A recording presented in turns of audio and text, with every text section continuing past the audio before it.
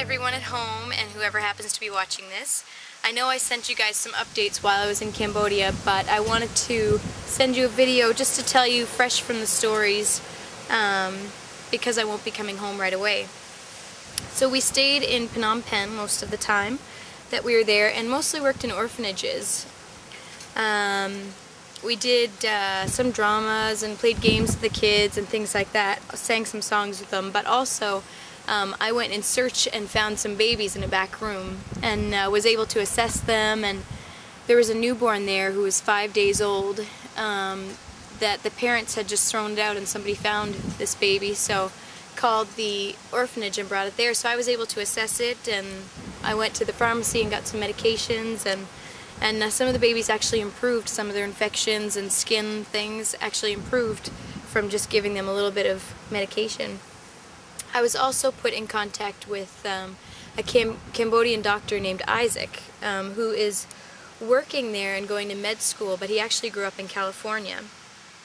His family immigrated to the States during the time of the Khmer Rouge, so he would have been about 4 years old, but has felt really called to go back to his own country and serve his people. So I went out with him in the evenings to the villages and slums to give medical care to people who would otherwise receive no care. So we would go out and start to round people up and tell them, we're doing a clinic, come on, if you have any needs. And there are all kinds of sick children because it's the rainy season, so they're children with dengue fever, swollen abdomens due to bacterial infections. There's children with tuberculosis. There's adults with tuberculosis, hepatitis C, loads of dehydration and diarrhea due to flooded, bad water, flooded waterways, mosquito bites. So when I started, I was just assisting Isaac. When he was ripping out rotten teeth in the middle of a village, I would hand him gauze for the bleeding. But as the days went on, I started actually treating my own patients. So there would be 2 lineups, and we would be able to treat double the amount of patients that we could have the days before. One day, in 4 hours, we treated over 60 people, which was wonderful. It was busy, and it was hot and tiring, but it was wonderful. The other thing that I experienced in Cambodia was the power of prayer and worship in their own country. We attended a church one Sunday where the Spirit of God was so strong, and the people were, during worship, crying out and praying for their own people. They were crying out for the people of Cambodia.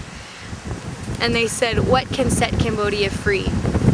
And they said, God's mercy and grace can. There's all kinds of little things that we can do daily to serve, but it's God's mercy and grace that can set all of us free, that could set Cambodia free from their traumatic past, from the time of the Khmer Rouge. And you could actually feel in the spiritual realm darkness being pushed back. So that was pretty amazing to experience being there. So now I've been back in Sweden for about a week and a half, and I'm leaving tomorrow to do some traveling, visit some friends, go backpacking. But I've decided to stay on a little bit longer. I'm not sure what I'm going to be doing yet. There's a couple different possibilities. I may be joining staff here as a short-term volunteer for a little while here in Sweden at the YWAM base. Or another possibility has come up. I've been invited to go along as a team nurse with an organization called Impact World Tour, which is BMXers and skaters and dance troops who go and put on a huge show and then share their testimony and try to relate to young people relevantly in something in a way that they would understand.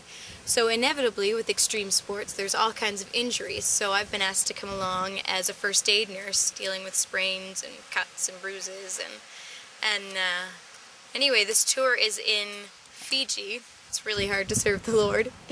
So we'll see if that works out. The only thing that I would need for that is a plane ticket. Once we get there, everything's taken care of.